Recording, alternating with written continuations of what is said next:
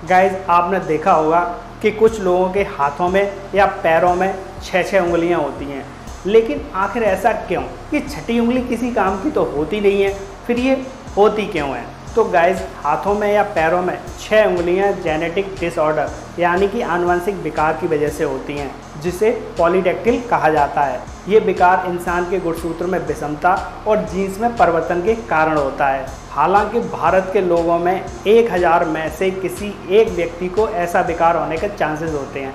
सबसे ज़्यादा इस तरह के विकार अफ्रीकन लोगों में पाए जाते हैं।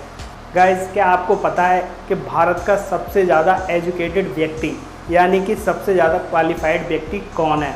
तो वो थे महाराष्ट्र के श्रीकांत जिचकार, जिनको सबसे ज़्यादा एजुकेटेड व्यक्ति इसलिए कहा जाता है कि इन्होंने IAS, IPS के एग्ज़ाम क्वालिफाई करने के साथ साथ देश की अलग अलग 42 यूनिवर्सिटी से MBBS, LLB जैसी लगभग 20 डिग्रीज़ को हासिल कर रखा था। श्रीकांत जिचकार को सबसे कम उम्र का MLA चुना गया। जिस समय उनको भारत में MLA चुना गया उस समय उनकी एज मात्र 26 वर्ष थी। गाइज ऐसी महान प्रतिभा श्रीकांत जिचकार का निधन सन 2004 में हो गया, लेकिन आज भी वो भारत के सबसे ज़्यादा वेल क्वालिफाइड व्यक्ति हैं। गाइज कौन बनेगा करोड़पति शो में सन 2001 में एक 14 साल के बच्चे ने सारे प्रश्नों के सही उत्तर देकर 1 करोड़ रुपए की रकम जीती और उस बच्चे का नाम है रवि मोहन सैनी। और आज की डेट में रवि मोहन सैनी IPS की परीक्षा क्वालिफाई करके एक SP के पद पर कार्यरत हैं। तो गाइस राजस्थान के रहने वाले रवि मोहन सैनी शुरू से ही इतने ज़्यादा प्रतिभावान थे कि उन्होंने 14 साल की उम्र में 1 करोड़ रुपए जीत कर भी उसे अपने ऊपर हावी नहीं होने दिया और स्कूल की पढ़ाई समाप्त होने के बाद उन्होंने अपनी MBBS कंप्लीट की। लेकिन रवि मोहन सैनी ने अपने पिता से प्रभावित होकर पुलिस सेवा में जाने का निर्णय लिया और UPSC क्लियर करने के बाद वो एक IPS ऑफिसर बने और आज वो गुजरात में एक SP के पद पर कार्यरत हैं। गाइस भगवान बुद्ध की मूर्ति तो हम सब ने देखी होगी और उनके सर पर हमें कुछ घुंघराले बाल जैसे लगते हैं, लेकिन ये उनके बाल नहीं हैं। तो फिर ये आखिर हैं क्या?